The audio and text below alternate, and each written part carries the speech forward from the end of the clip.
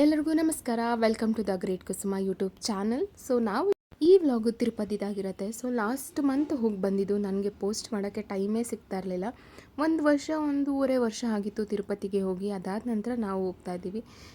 ನನಗಂತೂ ತುಂಬಾ ಖುಷಿ ಆಗ್ತಾಯಿತ್ತು ನೋಡಿ. ಆನ್ ದ ವೇ ಹೋಗ್ತಾನೂ ಕೂಡ ಮ್ಯಾಚ್ ನೋಡ್ತಾಯಿದ್ರು.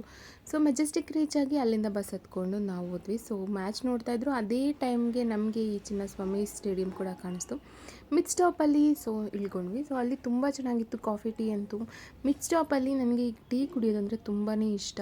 ಮಧ್ಯರಾತ್ರಿಯಲ್ಲಿ ಫುಲ್ ರೋಡಲ್ಲಿ ನಿಂತ್ಕೊಂಡು ಟೀ ಕುಡಿಯೋದಂದರೆ ತುಂಬ ಇಷ್ಟ. ಎಂಜಾಯ್ ಮಾಡಿಕೊಂಡು ನಾವು ಫೈನಲಿ ತಿರುಪತಿಗೆ ರೀಚ್ ಆದ್ವಿ.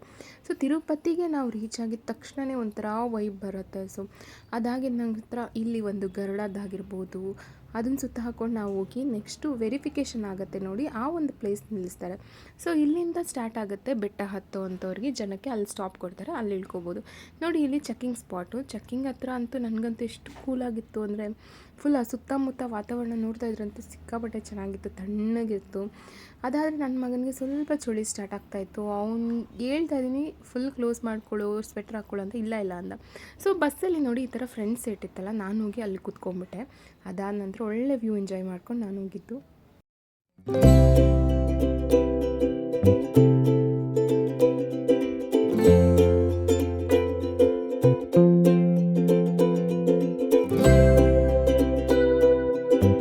ಫ್ರೆಂಡ್ ಸೀಟಲ್ಲಿ ಕುತ್ಕೊಂಡಂತೂ ತುಂಬ ಎಂಜಾಯ್ ಮಾಡಿದೆ. ನಾನೇ ಫುಲ್ ಡ್ರೈವ್ ಮಾಡ್ತಾ ಇದ್ದೀನಿ ಅನ್ನೋ ಥರ ಫೀಲ್ ಆಯಿತು. ಸೊ ಫೈನಲಿ ತಿರುಮಲಗೆ ರೀಚ್ ಆದ್ವಿ. ಸೊ ಈ ಒಂದು ಎಂಟ್ರೆನ್ಸ್ ಆಗಿರ್ಬೋದು, ಈ ಗೇಟ್ ಆಗಿರ್ಬೋದು ಎಷ್ಟು ಚೆನ್ನಾಗಿದೆ ಅಲ್ವಾ. ಅಲ್ಲಿ ಸ್ಥಾಪನೆ ಮಾಡಿರೋಂಥ ಒಂದು ಇದು ನೋಡಿ ಭಗವದ್ಗೀತೆದು ಒಂದು ಮಹಾಭಾರತದ ಒಂದು ಅಲ್ಲಿ ಒಂದು ಥೀಮ್ ಇದೆ. ಅಲ್ಲಿ ಹೋಗ್ಬೇಕಂತ ನಾನು ತುಂಬ ದಿವಸದಿಂದ ಅನ್ಕೊತೀನಿ, ಬಟ್ ಹೋಗೋಕ್ಕೆ ಆಗ್ತಾಯಿಲ್ಲ. ಫೈನಲಿ ನಾವು ಬಂದ್ವಿ, ರೀಚ್ ಆದ್ವಿ. ಸೊ CR ಆಫೀಸ್ ಹತ್ರ ಹೋಗಬೇಕು. CR ಆಫೀಸ್ ಹತ್ರ ಏನಕ್ಕೆ ಹೋಗ್ಬೇಕಂದ್ರೆ ರೂಮ್ಗೋಸ್ಕರ. ಆನ್ಲೈನಲ್ಲೇ ಎಲ್ಲ ಬುಕ್ ಮಾಡಿರೋದ್ರಿಂದ ನಮಗೇನು ಲೈನ್ ನಿಂತ್ಕೊಳ್ಳೋ ಅವಶ್ಯಕತೆ ಇರಲಿಲ್ಲ. ಲಾಸ್ಟ್ ಇಯರ್ ನಾವು ಹೋದಾಗ ತುಂಬಾ ಜನ ಇದ್ದರು, ಲೈನ್ ನಿಂತ್ಕೋಬೇಕಾಗಿತ್ತು. ಈ ಇಯರ್ ಆನ್ಲೈನಲ್ಲೇ ಬುಕ್ ಮಾಡಿಕೊಟ್ಟಿದ್ರು ನನ್ನ ಕಸಿನ್. ಸೊ ಲೈನ್ ನಿಂತ್ಕೊಳ್ಳೋ ಅವಶ್ಯಕತೆ ಇಲ್ಲ. ಬಟ್ ಜನ ಎಷ್ಟಿದ್ದಾರೆ ಅಂತ ನೋಡಿದ್ವಿ. ಏನಾಗಿತ್ತು ಅಂದರೆ ಬಸ್ಸಲ್ಲಿ ಹತ್ಬೇಕಾದ್ರೆ ಜನನೇ ಇರಲಿಲ್ಲ. ಮೇ ಬಿ ಜನ ಇಲ್ಲ ಅಂದ್ಕೊಂಡು ಇಲ್ಲಿ ನೋಡಿದ್ರೆ ಆನ್ಲೈನಲ್ಲಿ ಬುಕ್ ಮಾಡಿದ್ದೀವಿ, ನಿಂತ್ಕೊಂಡಿರೋ ರೂಮ್ ಸಿಕ್ಕಿದ್ದಕ್ಕೆ ಖುಷಿ ಅಲ್ಲ ರೀ, ಖುಷಿ ಆಗ್ತದಲ್ಲ.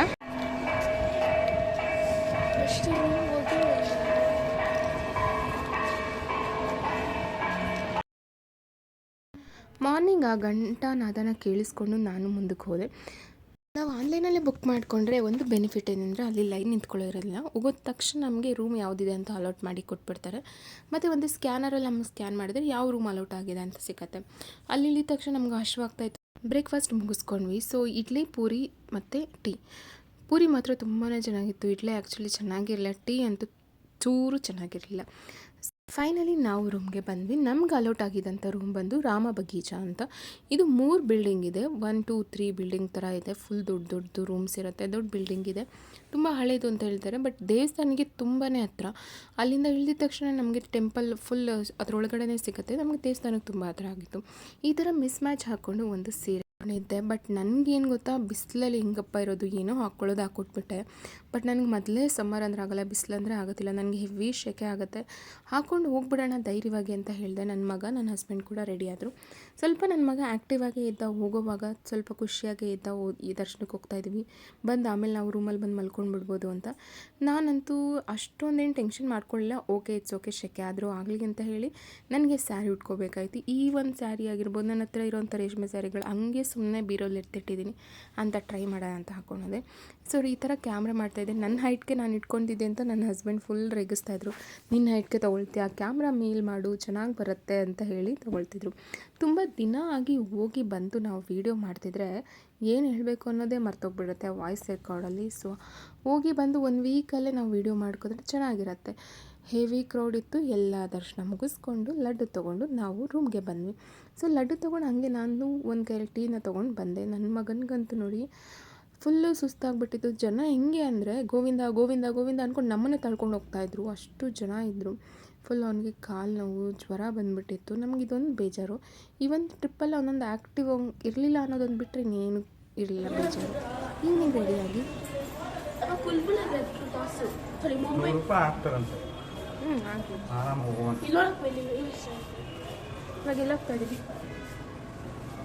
ದೇವ್ರ ದರ್ಶನ ಮಾಡೋಕ್ಕೆ ಅವನಿಗೆ ಸಾಯಿರಾಮ್ನ ಧರ್ಮ ದರ್ಶನಕ್ಕೆ ಹಾಕ್ಕೊಟ್ರು ಅಂತ. ಧರ್ಮ ದರ್ಶನಕ್ಕೆ ಬೆಳಿಗ್ಗೆನೆ ದರ್ಶನ ಮಾಡಿ ಅವಳು ಅದೆಲ್ಲ ನೋಡಲ್ಲ ಕಣ. 2 ಅವರ್ಸ್ ಆಯಿತು. ಇವಾಗ ಮತ್ತೆ ಚೆನ್ನಾಗಿದೆ ನೋಡಿ. ಇವನು ಬಾಂಡ ಬಂದ. ರೆಡಿಯಾಗಿ ಸುಮ್ಮನೆ ಹಾಗೆ ಒಂದು ರೌಂಡ್ ಹಾಕ್ಕೊಂಡು ಬರೋಣ, ಹಾಗೆ ಡಿನ್ನರ್ ಕೂಡ ಮುಗಿಸ್ಕೊಂಡು ಬರೋಣ ಅಂತ ಅಂದ್ಕೊಂಡ್ವಿ. ಮಧ್ಯಾಹ್ನ ಆಲ್ರೆಡಿ ನಾವು ದೇವಸ್ಥಾನದಲ್ಲೇ ಊಟ ಮಾಡ್ಕೊಂಡಿದ್ದರಿಂದ ರಾತ್ರಿ ಆದರೆ ಹೋಗೋಣ, ಇಲ್ಲ ಅಂದರೆ ಬೇಡ ಅಂತ.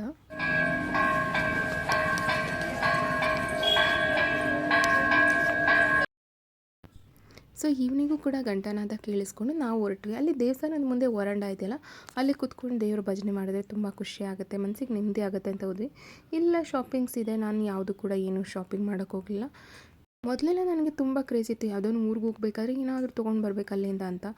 ಜನ ನೋಡಿ ಸಿಕ್ಕಾಪಟ್ಟೆ ಇದ್ದರು. ಆ್ಯಕ್ಚುಲಿ ಹೇಳ್ಬೇಕಾದ್ರೆ ಸಂಡೇ ಮಾತ್ರ ನಾವು ಹೋಗೋಕ್ಕೆ ಹೋಗಬಾರ್ದು, ಜನ ತುಂಬ ಇರ್ತಾರೆ. ಯಾಕಂದರೆ ಅವ್ರಿಗೆ ಒಂದು ಡೇ ಟ್ರಿಪ್ ಥರ, ಸ್ಯಾಟರ್ಡೆ ಬರ್ತಾರೆ, ಸಂಡೇ ದರ್ಶನ ಮಾಡ್ಕೊಂಡು ಹೋಗ್ಬೋದಲ್ಲ.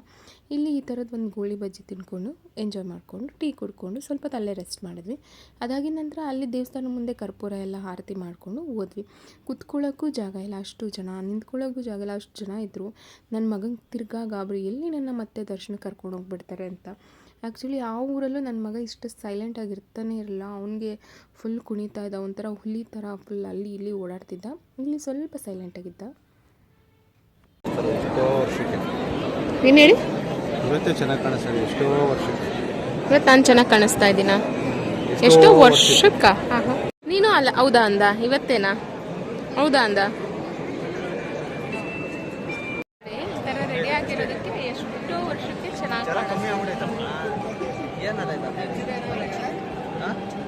ಚಳಿ ಅಂತೆ ನೋಡಿ. ನನ್ನನ್ನು ಹೆಂಗೆ ರೇಗಿಸ್ತಾ ಇದ್ರು ಅಂದರೆ ಅಪರೂಪಕ್ಕೆ ಚೆನ್ನಾಗಿ ಕಾಣಿಸ್ತಾ ಇದೆಯಾ ಅಂತೆ. ಆಫೀಸ್ಗೆ ಹೋಗುವಾಗೂ ಚೆನ್ನಾಗಿ ಕಾಣಿಸ್ತೀಯಾ ಅಂತಾರೆ, ಮನೇಲಿದ್ರು ಚೆನ್ನಾಗಿ ಕಾಣಿಸ್ತಾರೆ. ಪಾಪ ಅವರು ನೈಟಿಯಲ್ಲಿ ನೋಡಿರ್ತಾರಲ್ವ, ಅವಾಗ ಹೆಂಗಿರ್ತೀನೋ ಹಂಗೆ ಚೆನ್ನಾಗಿ ಕಾಣಿಸಲ್ಲ ಅಂತ ಈ ಡ್ರೆಸ್ಸಲ್ಲಿ ತುಂಬ ಚೆನ್ನಾಗಿದ್ದೀನಿ ಅಂತ ಹೇಳ್ತಿದ್ರು. ದೋಸೆ ಓಕೆನಾ? ಖಾಲಿ ದೋಸೆ ನನಗೆ ಬೆಚ್ಚ ಮಾಡಿ ಮಲಗಿಸ್ತೀನಿ ಅಷ್ಟೇ. ಅಲ್ಲ ಕದ್ದಿರ್ತೀನಿ ಏನಾದರೂ ಹೋಗ್ಬೇಕು. ಈಗ ಆಯ್ತಾ? ನಾವು ಊಟಕ್ಕೆ ಹೋಗಿ ಅವನಲ್ಲೆಲ್ಲ ಲೈನಲ್ಲಿ ಏನಾದ್ರು ಇರುತ್ತೆ. ಅಷ್ಟೊತ್ತಿಗೆ ನನ್ನ ಮಗನಿಗೆ ತುಂಬಾ ಒಂಥರ ಫೀವರ್ ಆಗಿ ಚಳಿ ಜಾಸ್ತಿ ಆಗೋಯ್ತು. ಸೊ ನಾವು ಸ್ವಲ್ಪ ಹೊತ್ತು ಒಂದು 1/2 ಅವರ್ ಅಷ್ಟೇ ಕುತ್ಕೊಂಡಿದ್ದು ಬಂದುಬಿಟ್ವಿ ನಾವು. ಅವನಿಗೆ ಚಳಿ ಆಗ್ತಾಯಿತ್ತು, ರೂಮ್ಗೆ ಹೋದರೆ ಸಾಕು ಅಂದಿದ್ದು. ಮತ್ತು ಅವನು ಒಂದು ಬೇಜಾರು, ಅವ್ನಿಗೆ ಸಂಕಟ ಆಗ್ತಾಯಿದ್ರೆ ನಮ್ಗೆ ಹೆಂಗೆ ತಾನು ಕುತ್ಕೊಳ್ಳೋಕೆ ಮನಸ್ಸು ಬರುತ್ತೆ. ಈ ವಿಡಿಯೋ ಎಡಿಟ್ ಮಾಡಬೇಕಾದ್ರೆ ನನಗೊಂಥರ ಫೀಲ್ ಆಗ್ತಾಯಿತ್ತು, ಅಯ್ಯೋ ನನ್ನ ಮಗನಿಗೆ ಜ್ವರ ಬಂದುಬಿಟ್ಟಿತ್ತು, ನನಗೆ ಇನ್ನೂ ಕೇರ್ ಮಾಡಬೇಕಿತ್ತಲ್ಲಪ್ಪ ಅಂತ ತುಂಬಾ ಫೀಲ್ ಆಗ್ತಿತ್ತು. ಏನು ತಂದಿದ್ದೀರ ರೀ?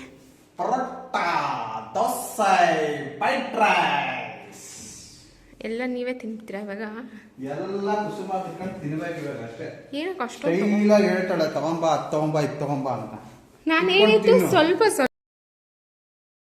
ಡಿನ್ನರ್ ಎಲ್ಲ ಪಾರ್ಸೆಲ್ ಮಾಡ್ಕೊಂಡು ತೊಗೊಂಬಂದಿದ್ರು. ಡಿನ್ನರ್ ಕೂಡ ತುಂಬಾ ಚೆನ್ನಾಗಿತ್ತು. ಬಾದಾಮ್ ಮಿಲ್ಕ್ ಕುಡ್ಕೊಂಡು ಮಲ್ಕೊಬೇಕು. ಎಲ್ಲಾದರೂ ನಮ್ಮದು ಒಂದು ಟ್ರೆಂಡ್ ಆಗಿರೋವಂಥ ನೈಟಿ ವೇರ್ ಮಾಡ್ಕೊಂಡ್ರೆ ತುಂಬ ಖುಷಿಯಾಗತ್ತೆ. ಇದು ಮಾರ್ನಿಂಗ್ ಬೆಳಗ್ಗೆ ಎದ್ದಿದ ತಕ್ಷಣ ಸೂರ್ಯನ ಕಿರಣಗಳು ನೋಡಿ ಹಿಂಗೆ ಬೀಳ್ತಾ ಇತ್ತು ಅಂತ ಅಂದರೆ ಇಡ್ಲಿ, ಪೂರಿ, ದೋಸೆ, పొంగల్ ಎಲ್ಲ ఎల్లి సిక్తా ఇల్లే సిక్తా ಕೆಳಗಡೆ బయటే దొరుకుతుంది అంతా. మీకు కావాలంటే నడిచిపోవాల బయటికి, వాళ్ళు ఇస్తారు, మీరు డబ్బులు ఇవ్వాలా, మేము తీసుకొని వచ్చాము. ఉంటే అలా అంటే ಇವಾಗ ಫಸ್ಟ್ ನೈಟ್ ನನ್ನ ಮಗನಿಗೆ ಊಟ ಮಾಡಿ ಎಲ್ಲ ಟ್ಯಾಬ್ಲೆಟ್ ಹಾಕಿ ಮಲಗಿಸಿದ್ದೆ. ನನಗೆ ಏನಂತ ಗೊತ್ತಿಲ್ಲ, ನಾನು ಯಾವಾಗಲೂ 1 ಅಥವಾ 2 ಟ್ಯಾಬ್ಲೆಟ್ಸ್ನ ತೊಗೊಂಡೋಗ್ತಿದ್ದೆ ಊರಿಗೆ. ಈ ಸತಿ ನಾನು 6 ಟ್ಯಾಬ್ಲೆಟ್ನ ತೊಗೊಂಬಂದಿದ್ದೆ. ಮೇ ಬಿ ಸೆನ್ಸ್ ಆಗಿತ್ತು ಅಂತ ಅನಿಸುತ್ತೆ, ಫೀವರ್ ಆಗ್ಬೋದು ಅಂತ. ಆ 6 ಟ್ಯಾಬ್ಲೆಟ್ ಕೂಡ ಯೂಸ್ ಆಯಿತು. ಯಾಕಂದರೆ ನಾವು ಬೇರೆ ಊರಿಗೆ ಹೋಗಿದ ತಕ್ಷಣ ನಮ್ಗೆ ಅಲ್ಲೇನೂ ಗೊತ್ತಿರಲ್ಲ, ಡಾಕ್ಟರ್ ಶಾಪಲ್ಲಿರುತ್ತೆ ಏನು, ಮತ್ತು ಅವ್ರು ಕೊಡೋದೇನು ಪ್ರಿಸ್ಕ್ರಿಪ್ಷನ್ ನಾವು ಹೆಂಗೆ ಮಗುಗೆ ಹಾಕೋದು ಅನ್ನೋದು ಗೊತ್ತಿರೋದಿಲ್ಲ. ಒಳ್ಳೆ ಊಟ ಮುಗಿಸ್ಕೊಂಡು, ಊಟ ಅಲ್ಲ ಬ್ರೇಕ್ಫಾಸ್ಟ್ ನೋಡಿ, ಇಲ್ಲೊಬ್ರು ಕೂತಿದ್ರಲ್ಲ ಲೇಡಿ, ಅವರೇ ಒಂದು ರೂಮ್ ಹತ್ರ ಬಂದು ಎಲ್ಲನೂ ಕೂಡ ಪಾರ್ಸಲ್ ತೊಗೊಂಡು ಬಂದು ವ್ಯಾಪಾರ ಮಾಡ್ತಾಯಿರ್ತಾರೆ. ನನ್ನ ಹಸ್ಬೆಂಡ್ ತೊಗೊಂಬಂದು ಅದನ್ನು ಕೂಡ ಹೇಳ್ತಾಯಿದ್ರು ಹಿಂಗೆ ಹಾಗೆ ಅಂತ. ಆ್ಯಕ್ಚುಲಿ ನನಗೂ ತಮಿಳು ತೆಲುಗು ಯಾವ ಲ್ಯಾಂಗ್ವೇಜು ಬರೋದಿಲ್ಲ. ಸುಮ್ಮನೆ ನಾನು ಅವ್ರಿಗೆ ಕಾಮಿಡಿ ಮಾಡ್ತಾಯಿದ್ದೆ, ಅವರು ನನಗೆ ಕಾಮಿಡಿ ಮಾಡ್ತಾಯಿದ್ರು. ಹೊರಡೋಕ್ಕೆ ಸ್ವಲ್ಪ ಕಷ್ಟ ಆಗ್ತಾಯಿತ್ತು, ಯಾಕಂದರೆ ತುಂಬ ವರ್ಷ ನಂತರ ಬಂದಿದ್ದು ಹೋಗೋಕ್ಕಾಗ್ತಾಯಿಲ್ಲ. ಬಟ್ ನನ್ನ ಮಗನಿಗೆ ಮನೆಗೆ ಹೋಗಿ ಸೇರಿಕೊಂಡೆ ಸಾಕಾಗ್ಬಿಟ್ಟಿತ್ತು.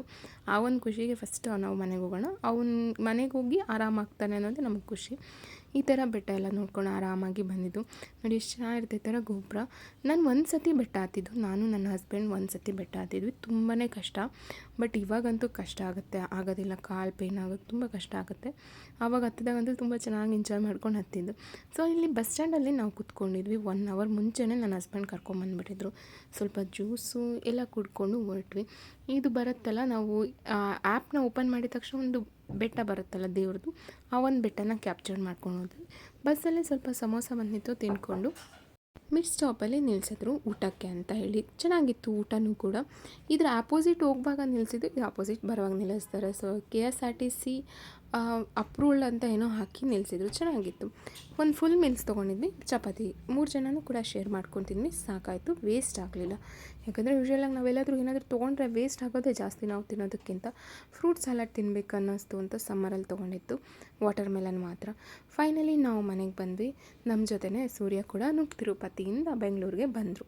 ಇದಾಗಿತ್ತು ಒಂದು ನನ್ನ ತಿರುಪತಿ ವ್ಲಾಗ್.